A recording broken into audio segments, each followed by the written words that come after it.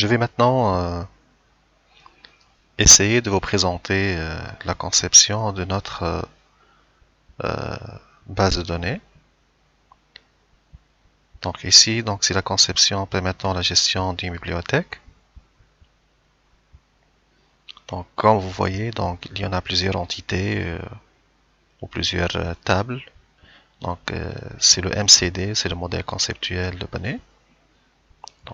On a ici la table catégorie, voilà, la table mots-clés, la table éditeur, la table auteur, la table étudiant, la table emprunt retour ou emprunt restitution, table état, et enfin la table livre.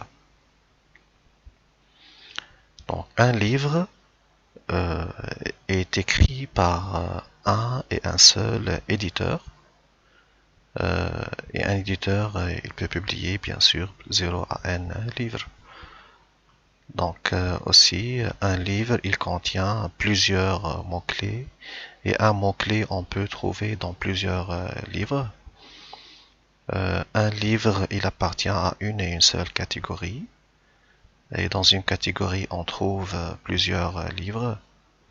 Un livre, il est écrit par un à n auteurs, et aussi un auteur peut écrire 0 à n livres, ou plusieurs livres. Euh, enfin, un étudiant peut emprunter plusieurs livres, peut, peut effectuer plusieurs emprunts. Voilà. Euh, donc, euh, on peut le voir à partir d'ici. Un emprunt, un emprunt, il concerne un et un seul étudiant. Il concerne un et un seul livre. Et il a un et un seul état. Donc c'est l'état de retour du livre, bien sûr. On suppose que l'état d'emprunt, lors de l'emprunt, le livre est en bon état. Voilà. Donc, un emprunt, euh, son ID, il est de type séquentiel, c'est-à-dire auto-increment. Euh, la date de l'emprunt, elle est obligatoire. Normalement, c'est la date système. La date retour, c'est la date dans laquelle l'étudiant a rendu le livre. Si l'étudiant n'a pas rendu encore le livre, donc la date de retour est nulle, is nulle. Voilà. Euh, Voyons les champs de chaque table. Mot-clé contient l'ID de mot-clé de type séquentiel et la désignation du mot-clé. L'éditeur, donc un éditeur de livre, on a son ID qui est de type séquentiel, sa désignation, son adresse, son email, son site web, etc. Un auteur, il est défini par son ID, son nom, prénom qui est obligatoire.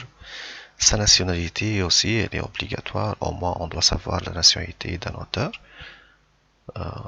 Voilà, la date de naissance, sa description et sa photo.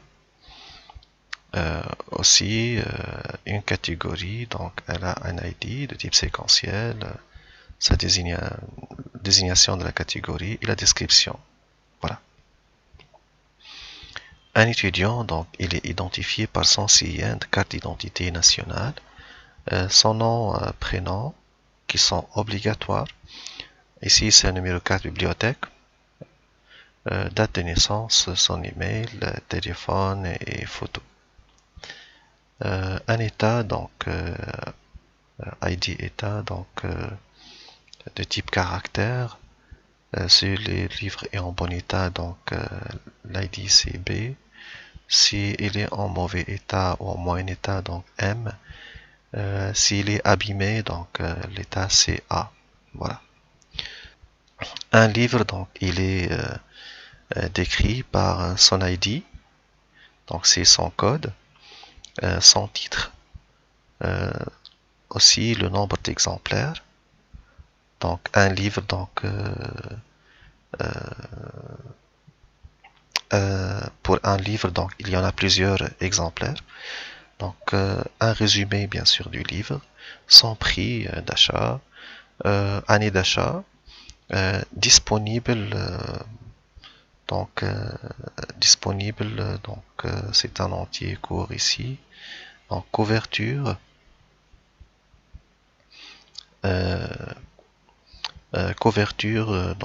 caractère, donc c'est le chemin de la couverture. Lien donc pour la description sur internet et donc le lien de téléchargement si le livre est en version numérique sur le serveur et nombre de téléchargements. Donc chaque fois qu'un étudiant télécharge un livre, donc on incrémente le nombre de téléchargements.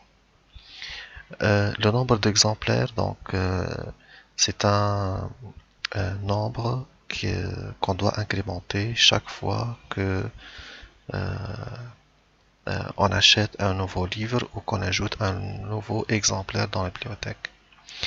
Le nombre de livres disponibles, c'est le nombre d'exemplaires. Chaque fois qu'on emprunte un livre, on décrémente le nombre, l'attribut disponible jusqu'à ce qu'elle atteigne 0. Un 0 dans la variable disponible ou dans l'attribut disponible, c'est-à-dire que tous les exemplaires sont empruntés.